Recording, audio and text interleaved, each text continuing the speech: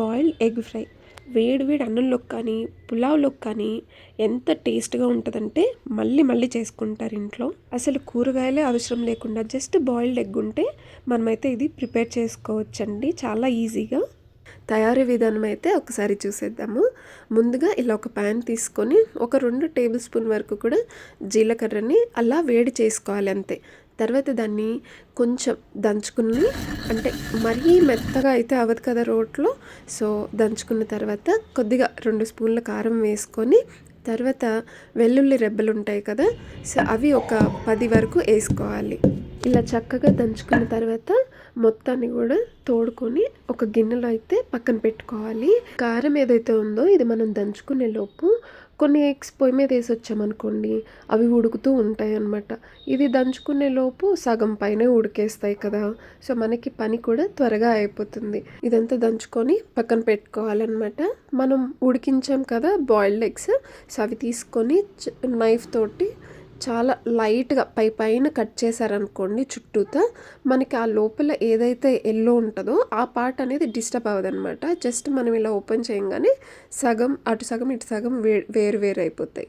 ఇప్పుడు ఏదైతే ఒక సగం ఉంటుందో దాన్ని 3 పార్ట్లుగానో, కొన్ని ఎగ్స్ పెద్దగా ఉంటాయి కదా, సో వాటిని 3 పార్ట్లుగా, చిన్నగా ఉండే ఎగ్స్ని ఇలా 2 పార్ట్స్గా చేసుకొని పక్కన పెట్టుకోవాలన్నమాట. ఎల్లో పార్ట్స్ అంతా కూడా పక్కన పెట్టేయాలి. ఇప్పుడు అదే ప్యాన్లో ఒక 2 టేబుల్ స్పూన్ల నూనె వేసుకొని అది కొంచెం వేగిన తర్వాత ఇలాగ ఆవాలు వేసుకోవాలన్నమాట. చూసారా చక్కగా ఆవాలు ఎలా విడివిడిగా అవుతున్నాయి, చిటపట అవుతున్నాయి. సో ఇప్పుడు మళ్ళీ కాస్తంత కొంచెం జీలకర్ర వేసుకోవాలి. అది కూడా కొంచెం వేగే వరకు ఉంచుకొని ఇప్పుడు పచ్చిశనగపప్పు కూడా వేసుకోవాలి. పచ్చిశనగపప్పు కొంతమంది వేసుకోరండి, నమలడానికి ఇబ్బంది అవుతుందని, కానీ చాలా బాగుంటుంది తినేటప్పుడు.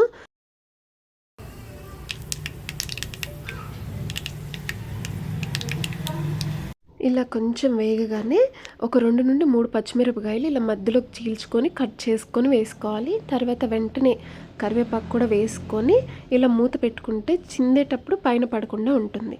తర్వాత ఇమ్మీడియట్గా మనం ఏదైతే దంచుకున్నామో ఆ కారం కూడా వేసుకోవాలన్నమాట.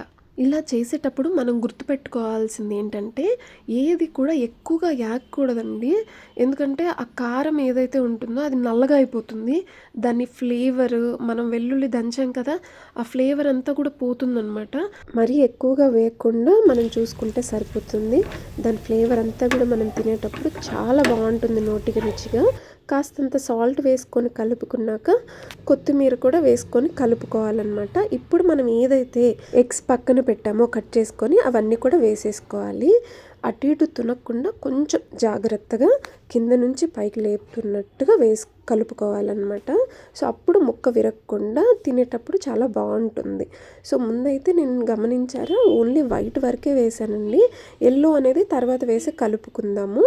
ఇప్పుడు కలిపిన తర్వాత ఎల్లో ఏ పార్ట్ ఏదైతే ఉందో అది కూడా వేసుకొని లైట్గా కలుపుకోవాలన్నమాట. అంటే మొత్తం ఆ కారం ఏదైతే మసాలా ఉందో మొత్తం దానికి పట్టేలాగా చక్కగా నీట్గా కలుపుకోవాలన్నమాట. అంతేనండి, ఎంతో టేస్టీగా ఉండే మన ఎగ్ ఫ్రై అయితే రెడీ అయిపోయింది. వేడి వేడి అన్నంలోకి అయితే చాలా బాగుంటుంది, ట్రై చేయండి.